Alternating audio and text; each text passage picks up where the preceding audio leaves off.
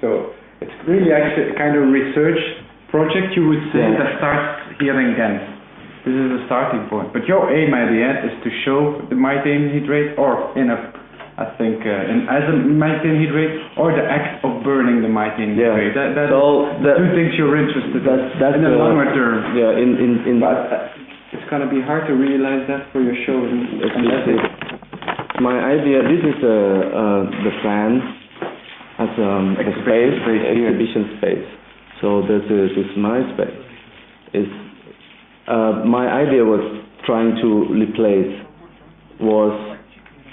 I'm sure that there's a burning of methane all around somehow in whatever sense or means that create that. But I just want to having a count of this subject that put into the space where we don't see the form, but only subject.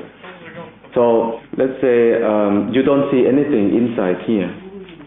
This is air, just like this room without any pictures.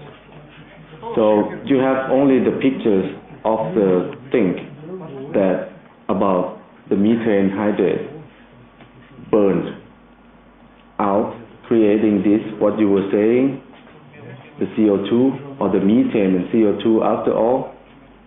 It's the same amount exactly, not exactly, but the same amount was calculated in this air volume inside there. It was my idea to shift between something you don't really see to something that you don't really feel too. But then I was looking for this without touching it. I was using only my visual to study thing like you were saying, and I having this perceivable way of like speaking to you. So this is all I know about this without touching it. So I think this is a part of how we perceiving the reality. Somehow there isn't the reality maybe, or we just like being in the space where it's nothing. So the idea was somehow simple, somehow really complicated. But the volume of air, you can't. So his conceptual framework is like what would be needed to replace the volume of air by a volume of CO2. That is actually how much. Yes. Would it be calculated in the sense? Well, for example, you can calculate it in a way that 1 unit of methane hydrate contains 160 units of methane. Okay. So if you would have 1,000, this is square meter. Oh, no, it's cubic meter. Oh, cubic meter. If you would have 1,600 cubic meter, then you would need 10 cubic meter. No. Yeah, 10 cubic meter of hydrate. No, that's big. That's a lot. That's a lot. Yeah. One is 160. No, it's true. Okay. I think you plan to exhibit it once in the spaces. This is big, yeah, 10 cubic meters. Yeah.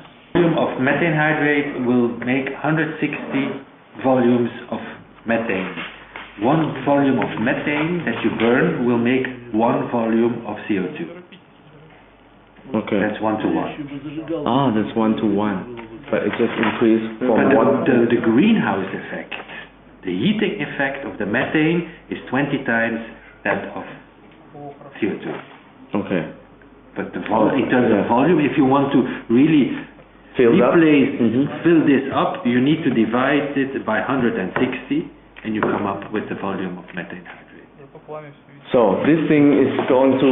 This is a lot of hydrate. Yeah. 10 cubic meters. I've never seen this. You will be just crying in front of that. Find another way to visualize it. You like to visualize invisible things, right? Yeah. But this is the aim of his project. Yeah. That is really here. You can't see methane. You can't see CO2. Yeah. How that's possible to collect it even more? It's become like religious. Your practice to visualize noticeable things, so mechanisms or structures or things that happen around us. That is actually the core of his practice. That is also what he wants. His aim is with that project. Mm-hmm. And he's still looking for The a form to do it. Without going by the obvious, like a photograph or something, or a Unless it's sculpture. a photograph of a kind of performative action.